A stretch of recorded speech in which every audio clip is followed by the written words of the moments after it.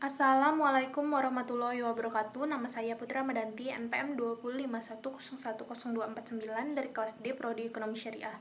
Di sini saya akan memenuhi tugas UTS saya dari pelajaran tafsir ayat ekonomi. Surah Al-Maidah ayat 1. A'udzubillahi minasyaitonirrajim. Bismillahirrohmanirrohim. Ya ayyuhallazina amanu aufu bil uqud. Uhillat lakum bahimatul ami illa mayutla alaikum ghairu muhillis soidi wa antum hurum. Innallaha yahkumu mayyurid.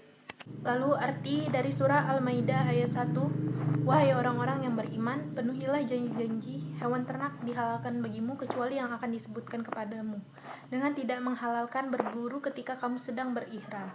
Sesungguhnya Allah menetapkan hukum sesuai dengan yang Dia hendaki. Lalu tafsir dari surah Al-Maidah ayat 1. Surah ini diawali dengan perintah kepada setiap orang yang beriman agar memenuhi janji-janji yang telah diikrarkan, baik janji-janji kepada Allah maupun janji-janji kepada sesama manusia. Wahai orang-orang yang beriman, penuhilah janji-janji, yaitu janji-janji antara manusia dengan Allah, manusia dengan manusia, dan manusia dengan dirinya sendiri. Selama janji-janji itu mengharamkan yang halal dan tidak menghalalkan yang haram.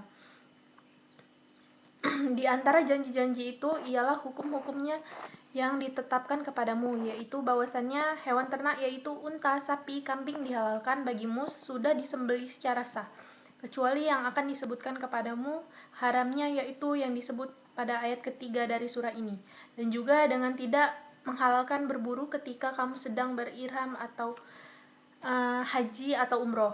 Sesungguhnya Allah menetapkan hukum halal dan haram sesuai dengan yang Dia hendaki, menurut ilmunya dan hikmahnya. Lalu makna yang terkandung di dalam surat ini adalah, permulaan ayat ini memerintahkan kepada setiap orang yang beriman untuk memenuhi janji-janji yang telah diikrarkan, baik janji prasetya hamba kepada Allah maupun janji yang dibuat di antara sesama manusia, seperti yang bertalian dengan perkawinan, perdagangan, dan sebagainya. Selama janji ini tidak melanggar syariat Allah, seperti yang disebutkan di dalam hadis yang berbunyi, setiap syarat atau ikatan janji yang tidak sesuai dengan kitab Allah adalah batil, meskipun 100 macam syaratnya. Lalu selanjutnya ayat ini menyebutkan tentang binatang-binatang yang dihalalkan dimakan seperti yang tersebut. Melarang memakan 10 macam makanan seperti yang tersebut pada ayat ketiga dari surah ini. Orang yang sedang berihram, haji dan umroh, atau salah satu dari keduanya tidak dihalalkan berburu binatang, buruan darat baik di tanah haram maupun di luarnya, dan tidak dihalalkan memakan dagingnya. Bagi orang yang berada di tanah haram, sekalipun tidak sedang berihram, tidak dihalalkan berburu binatang buruan darat. Demikianlah Allah menetapkan hukumnya menurut kehendaknya untuk kemaslahatan hambanya.